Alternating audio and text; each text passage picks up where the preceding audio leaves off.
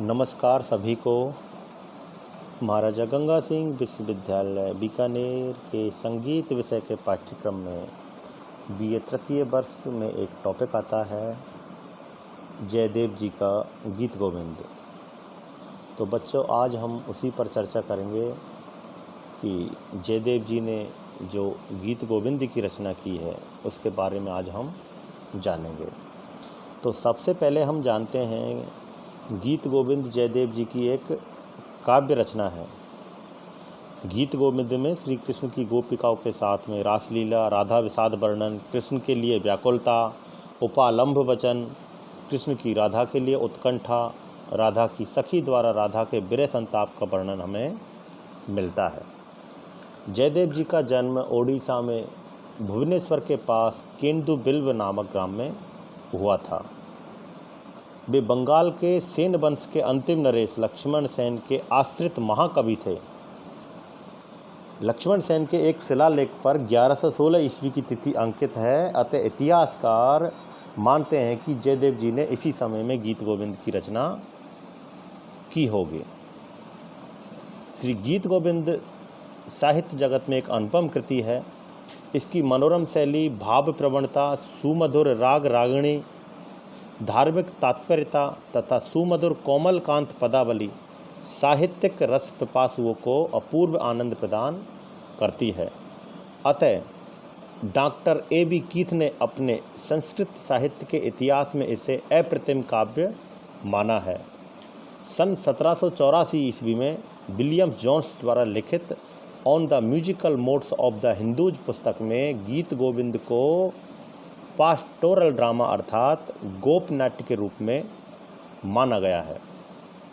उसके बाद सन 1837 में फ्रेंच विद्वान एडविन आर्नोल्ड तारसन ने इसे लिरिकल ड्रामा या गीति नाट्य कहा है। गीत गोविंद को धर्म नाटक भी कहा गया है। इसी तरह अनेक विद्वानों ने अपने अपने ढंग से इसके संबंध में अपने अपने विचार व्यक्त किए हैं।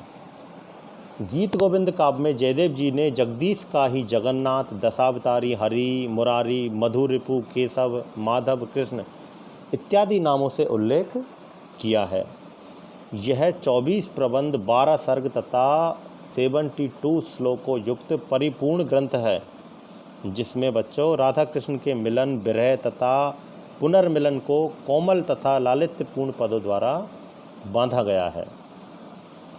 गीत गोविंद वैष्णव संप्रदाय में अत्यधिक आदृत रहा है। अतः 13वीं शताब्दी के मध्य से ही जगन्नाथ मंदिर में इसे नित्य सेवा के रूप में अंगीकार किया जाता रहा है। गीत गोविंद की अनेक टीकाएं हमें इतिहास में मिलती हैं। अगर टीकाओं की जब हम बात करते हैं तो गीत गोविंद की लोकप्रियता और सौष्ठव के कारण भारत की प्रत्येक भाषा में गद्य और पद्य में तथा अंग्रेजी, लैटिन, फ्रेंच, जर्मन, अरबी, फारसी आदि भाषाओं में इसका अनुवाद किया गया है। इसके अलावा संस्कृत भाषा में इसके जो अनुवाद, भाष्य, टीका और टिप्पणी लिखे गए हैं वैसा किसी अन्य भाषा में मिलना असंभव है।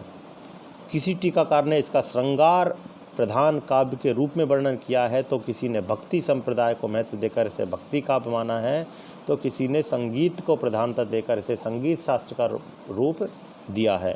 एवं किसी किसी टीकाकार ने तो शब्द माधुर्य और सौष्ठव को लेकर इसकी शब्द व्याख्या की है। इसलिए निस्संदेह गीत गोविंद एक स्वतंत्र ग्रंथ है। गीत गोविंद के प्रथम टीकाकार उदयनाचार्य जी ने भाव विभाविनी टीका लिखी है। सन 1170 से 1198 के मध्य में भाव विभाविनी टीका लिखी गई थी, जिसमें 100 श्लोक हैं। इसकी 3 मातृकाएँ आज भी उदयपुर और नागपुर में हमें उपलब्ध हैं, जो हमें मिलती हैं। वैसे गीत गोविंद 12वीं शताब्दी में लिखी गई एक ऐसी काव्य रचना है जो हमें भगवान कृष्ण और राधा रानी के प्रेम के बारे में बताती हैं। इसमें कुल 12 अध्याय हैं। गीत गोविंद आंध्र प्रदेश, तमिलनाडु, कर्नाटक में तो लोकप्रिय प्रचार में रहा ही, उसके अलावा संपूर्ण भारतवर्ष में हुआ। अगर हम उत्तर भारत में खास तौर पर राजस्थान का जब जिक्र करें तो राजस्थान में मीराबाई जी के द्वारा इसका प्रचार हुआ। गुरु ग्रंथ साहिब में भी भगत जयदेव जी का नाम गीत गोविंद के रचयिता के नाम में हमें अंकित मिलता है। गीत गोविंद काव्य का रचना कौशल इस प्रकार सर्वथा नवीन एवं नितांत मौलिक है। कुछ पाश्चात्य विद्वान इसे गाम्य रूपक कहते हैं, तो अन्य समीक्षक इसे गीति नाटक कहते हैं, तो कुछ अन्य के मतों में यह काव्य परिष्कृत यात्रा है। पिसेल ने इस काव्य को संगीत रूपक स्वीकार किया है। लेवी इसे गीत और रूपक का मध्यमवर्ती अथवा समन्वित रूप मानते हैं, परंतु जयदेव ने अपनी इस कृति का